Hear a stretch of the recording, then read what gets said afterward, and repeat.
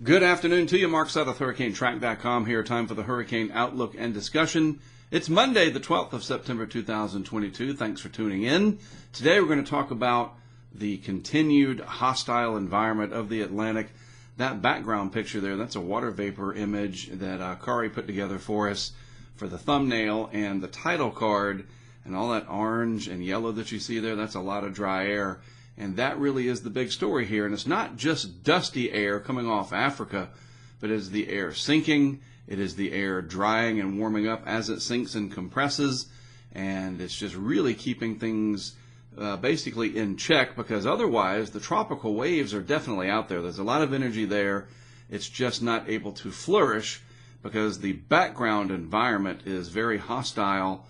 And it looks like that's going to hang on for the next several days at least. But there might be a little bit of a sign of change, not 2 weeks out. That's kind of a running joke. Just wait 2 weeks, but maybe within the week to 10-day time frame. We'll have to see about that. I'll show you what we're looking at as we progress through the update today. First of all, National Hurricane Center homepage. That's where we will start. Our couple of areas that are out here, we'll look at it on the 5-day map. There they are. And really, our folks over here, our friends in the islands of the Northeast Caribbean, you're going to want to watch this system. At the very least, I think it could bring some squally weather your way. And for those of you that live down there and you know the experience of dealing with tropical waves, yes, those can bring some pretty big impacts to you. You don't have to have an Irma to give you some really nasty squalls and lightning. I think lightning was responsible for a couple of deaths down that area recently with the system that went on to become Earl. So yeah, there are impacts even with tropical waves. This feature, though, I don't think we're going to have to worry about that too much. And then there is more energy over Africa, not shown here, but there's still plenty more out there, and it is only September 12th. There's still plenty of time left on the clock. In the Eastern Pacific, a couple of interesting areas here. This is 94E now, officially designated as Invest Area 94E. We'll take a look at all of these as we move forward. I don't think I've ever shown this before, the current storms information tab, dashboard page, whatever, that Levi Cowan, Dr. Cowan, has set up over at Tropical Tidbits. There's a lot going on globally now, so we're not completely shut out everywhere. There's a typhoon out in the Western Pacific. You may have seen James Reynolds. I mention him often. He was over in Ishigaki or something like that. I can't remember the name of the island.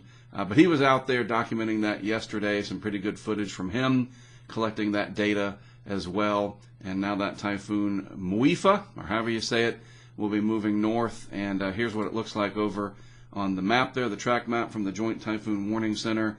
Eventually making landfall, it looks like, in eastern China, not far, on that Shanghai Peninsula over there. And that's a big deal. So we'll be watching this closely for Chinese interests as this passes on that way. And that it's not recurving is a very interesting sign down the road. 6 to 10 days later, teleconnections would suggest that we don't have a bunch of troughing over the East Coast. Very interesting to take note of, all right? So let's just remember that, shall we? Elsewhere on the current storms tab, there's Muifa, or however you pronounce it, and here's Mirbach. That's way out in the open Pacific here. That's what the track map for that looks like. Again, I don't have a hat on, but hats off to Dr. Cowan, Levi Cowan, for such an extraordinary website here. We all appreciate it very much. This one is way out in the open Pacific there, far east and kind of far to the north there between, well, it's just south of, well, actually the current position, yeah, just south of 25 north. I had to squint. It's between 20 and 25 north. And that's getting out of the tropics. Anything generally north of 20 degrees latitude is considered in the subtropics. And look where it's going to be tracking, way up to the north here. Now this is farther east, and so it can get caught up and recurve. It's usually those western typhoons near China or the Philippines. When they go more west, then that indicates usually stronger ridging over North America, eastern North America especially. Not always, but it's at least a little bit of a hint, that sort of teleconnection 6 to 10 days down the road. Elsewhere, all kinds of other systems here, and then there's 94E in the Eastern Pacific. A real quick look at some of the model guidance for that. kind of looks like a squashed bug or something else. You know, it's just in its formative stages, and you know how that can be when they just start out. But the intensity guidance generally indicating a gradual intensification process once this system does get going. So we will watch this closely for our friends over in Mexico. All right, satellite animation. That's the leftovers of K, believe it or not, still swirling around out there. And then here's our sort of complex area down here. We do have another little area right there. That's the one area in yellow, low probability of development from the National Hurricane Center map out to 5 days. And then this is what would eventually become our next named storm, 94E, swirling and, well, trying to swirl. It's getting there. Overall complex pattern there, that's for sure. But eventually something's going to come out of this. I'll show it to you in the modeling here in just a little bit. There's a nice mid-latitude cyclone, plain as day, over the Great Lakes region, at least Lake Michigan there. And probably a dreary kind of a day up there. And then, I mean, everything else, for the most part, dry over the rest of the lower 48 there. A little bit of moisture still left over in the west. That's getting ready to change, by the way. We're going to get hot and dry again. Things are going to really dry out in the west as we head into October. More on that later. We got some ideas that we're tossing around about some interesting stuff in Southern California and elsewhere as the wildfire season, is it even a season anymore? But in October, November, it really becomes more prevalent. But that's a story for another day. Let's just slide the animation over to the east a little bit here. And pretty good moisture fetch still coming up out of the Gulf and the Caribbean. Nothing, though, developing from that. Everything is stretched out. There's no bundling of the energy. That, my friends, is what's left of Earl, still sitting up here over the North Atlantic. And I am going to show you, you know, I don't try to thump my chest or pat myself on the back too much. You need to be humble and not be too wrapped up in self-pride. But, and it's not that this was like some genius thing that I thought of myself, but Earl and Danielle have had impacts on the North Atlantic hot pool, or whatever you want to call it. Wait till I show you this. Pretty interesting stuff there. Is it enough to shake things up down here? Because when it's really, really warm up in the high latitudes, it throws things out of balance. So Earl sitting around up here, that is a big windstorm over a very large area. The wind field really expanded. So there's a lot of churning going on up there, and it has made a difference in the sea surface temperatures. I'll show you that in just a little bit. Now, we got to watch this. This is a tropical wave. There's another one there. And then there's more sitting over Africa, and actually one all the way over near Niger. And we got to watch these because it's still hurricane season. You know, it's not over. And if they don't just completely shred apart and dissipate, and oftentimes they don't. This year it's been weird. They seem to do that more than not. But they can end up in some area over here where you have to watch them. You know, they don't just go away, although, again, this year some of them have. But there's, you know, quite a bit of dry air, and you can see that just looking at the satellite picture, these low clouds in here, the lack of thunderstorms out in front of the tropical wave. Yes, there's dry, sinking, somewhat dusty air. There's definitely some Saharan air getting ejected out into this as well. But it's not all dust. I know people like to just say that as a blanket statement. That's just part of it. It is more of the substance. You've got to have rising air in the tropics here to get these thunderstorms to develop. If there's this cap, a warm layer, and that sinking air in the mid-levels of the atmosphere, again, you compress that air, you warm it up, substance, you dry it out, and then you don't get deep thunderstorms to develop. But there is, at least there are subtle changes coming, it does look like, as we go forward, and this is part of it here, okay? So this would be the temperature anomaly map. I show you this often. That is September the 10th. This is always a day behind. So September 12th will be available tomorrow. Okay, that makes sense. There's the 10th. I want you to watch this area right here, okay? I'm going to leave that up, and then I'm going to just go to yesterday. Just in one day, watch what happens. That's a pretty decent change overall. Definitely losing some of that ridiculous, anomalous warmth in the far northern Atlantic. There are these high latitudes all through here. And that's Earl. Earl up there just churning up those seas. So definitely a change there. And you can even see the cold wake itself, where you actually have negative anomalies, grew just a little bit. And then you can see how that snakes its way up, and then it erodes some of these through here. Yes, it certainly has made a little bit of a difference. Is it enough to change the overall balance? I don't know. Again, I say that readily. I don't know what's going to happen, but it's interesting that some of this heat has been removed, and the anomalies aren't quite as strong as they were, because if we go over to the Reynolds map here, this is a 1 week average ending valid through the 10th of September. So this is updated very recently.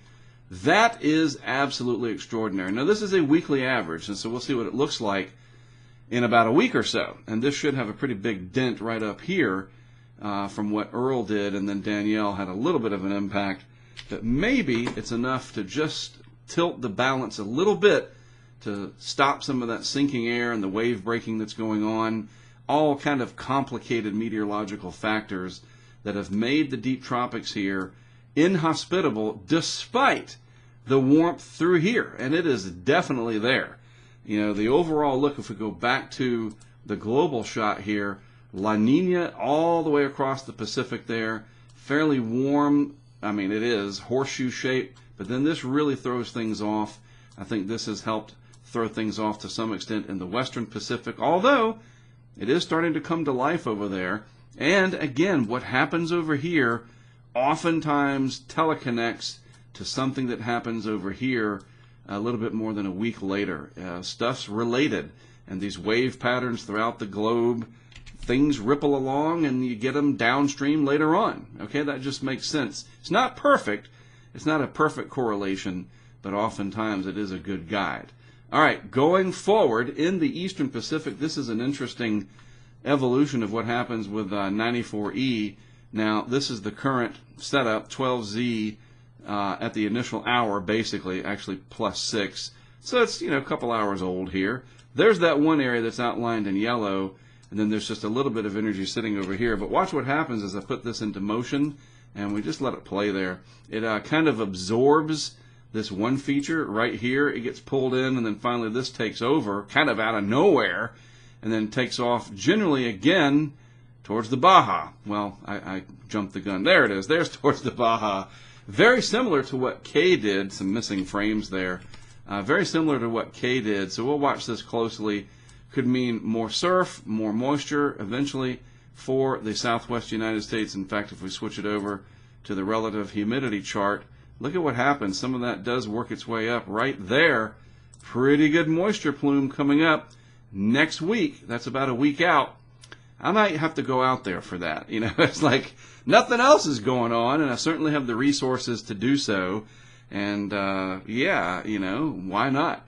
So we'll be watching this, and and the water and lack thereof, and the weather that happens in the desert Southwest because of the drought situation. That is a story that is worth covering. I did it earlier during the monsoon this year. Specifically, this is kind of related to the monsoon. I mean, you can see the flow coming around here, but I'm telling you, that is going to change as we get towards the end of the month. And through October, it looks like it's going to be really hot out west. And let me just bring me back on real quick. That's important because all of this moisture is going to make stuff green out there. A lot of stuff's going to blossom out. Going to have a good greening of the region, even Southern California from K. And then we're going to dry things out, probably have a very hot October, late September into October, all the way, it looks like, to the end of October. Long-range guidance suggesting that. Stuff dries out, anomalously hot conditions again. You set the stage for a potential big fire season or an enhancement of the existing fire season in October and November. So something we'll definitely stay on top of. Not just hurricanes around here. It's all kinds of interesting weather I want to keep you aware of. All right, now let's go back to this. And, I forgot. I already had it set up over here. Duh. So the GFS for our Atlantic systems, there's the front-running wave, tropical wave. Good spin and vorticity there. You can definitely see there's some energy there, no doubt about it. That matches nicely what we see on satellite. There's the other one off the coast of Africa already, and this is valid tomorrow morning. I'm already about 24 hours out. So this is Tuesday morning. So let's move this out into time as well. Show you what happens. We'll go out to 48 and then 72 hours. A little bit of an amplification of this system. It's holding on. This one not doing so well. And then there's the beginnings of what would be 94E starting to really take off there on the left side of the shot. Continuing on out into time, 96 hours.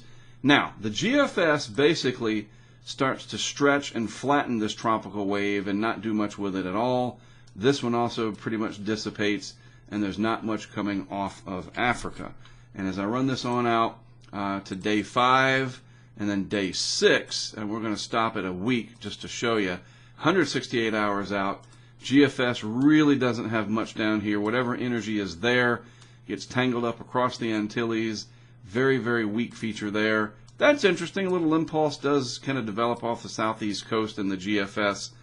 Kind of far out in time to really pay much attention, but, you know, we'll see what happens. And then nothing else in the far eastern Atlantic. Now, contrast this with the Euro, all right? And this is the Euro where it's every 3 hours that Dr. Cowan has made available for all of us. And I don't know if there's some frames missing or what, but we'll run this out to a week as well. So let's do that. Let's take this out to 1 week. And I want to stop it about right there. This is 102 hours out, roughly. So what time is that? That's Friday afternoon, this coming Friday. That's enough of a reflection in the vorticity field that our friends down here, this is what I was talking about, in the islands, you're going to have to watch this. The U.S. Virgin Islands, British Virgin Islands towards Puerto Rico, Antigua, Guadeloupe, St. Bart's, that area, St. Martin, whatever, all those islands of the Northeast Caribbean. You need to watch this because that squally weather, you know, moving through, remember, it's always bigger than you. That's the saying, my saying. The weather is always bigger than you. Even if it seems innocuous, it can cause problems. So let's move this on out. There's day 5, and that's quite a difference just comparing the GFS and the Euro at day 5 for each. More of a reflection. Now, it's not, you know, noticeable like wow or whatever, but that's enough that Euro is definitely holding on to a little bit more energy than the GFS has. Then taking this out to 6 days, there we go. It's in the Turks and Caicos, and then finally by day 7, it does start to amplify a little bit, and high pressure starting to build over the eastern parts of the United States there with this system down below. That is something we have to watch, and this one's coming along. Now, I'm going to say, we've been burned by the Euro. Usually it's the GFS that gives us these false, especially in the Caribbean. But the Euro, you know, it was all over Bonnie way back whenever Bonnie was, and it took Bonnie, I mean, even the EPS, the Ensemble Prediction System, the ensembles for the Euro were just like gung-ho for Bonnie to develop in the main development region. And it did not. It waited until it got all the way over here near Central America to get going at all. And then it really got going and just took off and kept going in the Eastern Pacific. More recently, Earl, the Euro was showing it developing way earlier than it actually did. So either the Euro is still foobarred, so to speak, or it's got something here and we need to watch it. Now, that's the problem. I don't know. We don't know if the GFS is going to be on target. The GFS has been pretty good this year overall, with the exception of when it develops this energy in the Western Caribbean. We've seen that. It'll take any vorticity that it can get, and it makes a big hurricane that goes into Texas or Mexico or Louisiana. We're not seeing that right now, but, you know, the models have their flaws. The models have their strong points. I don't know what to believe. That's why we're here. I mean, I would be looking at this with or without you guys. So I am just as perplexed by all of this as you are. But at a week out, you know, an impulse sitting down there in the southeast Bahamas with a high building to the north, you don't exactly ignore that. And just one more clue that we can look at in the upper dynamics here. What does the shear look like? Now, this is a week out. You know, well, it's not too terrible. You know, to the north, it's not very good. Down here, though, it just depends on where the system is. That's some pretty strong upper level winds right there, though.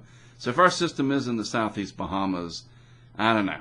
And there's a pretty good trough right there and some tut action right there. We'll see. You know, let's see, as they say, each model run, the 0Z, the 12 again tomorrow, and so forth and so on we go. Bottom line, generally hostile conditions still out in the Atlantic Basin. No major changes over the next week or so, but a couple things to watch. And, you know, why else wouldn't we? It is still only September 12th. It's not November 30th, and that's it. And all these cold fronts are coming, and we're expecting a blizzard in Chicago or something. No, we're still pretty darn far from that, especially with the very warm water temperatures that we've got. We can't turn our backs on anything just yet. I certainly won't. This is my job. This is what I do. Whether or not there's hurricanes, I'll talk about what's out there, and we'll learn everything together. All right? All right. That is it from me for this Monday. As always, thanks for tuning in. I do appreciate it. Don't forget, please subscribe to the channel if you like to catch these videos in the future. And after you subscribe, punch the notification button. Well, don't do that, but you know what I'm saying. Make it tell you when I upload a video if you want to. If you don't, that's okay. It won't hurt my feelings. And I'll put these out every day. All right? We're having a little bit of an agreement there. You help me and I'll help you. And don't forget, also in the morning, I do the What's Up segment to kind of blaze the trail for what we're going to talk about later in the day, when there are indeed things to talk about. And that'll certainly be the case tomorrow, as we'll see. Does the Euro abandon everything, or what? The saga will continue. All right, I'm done. We'll get this online for you, as always. Again, thanks for tuning in. I am Mark Sudduth, Hurricane Track. I'll be back with more for you tomorrow morning.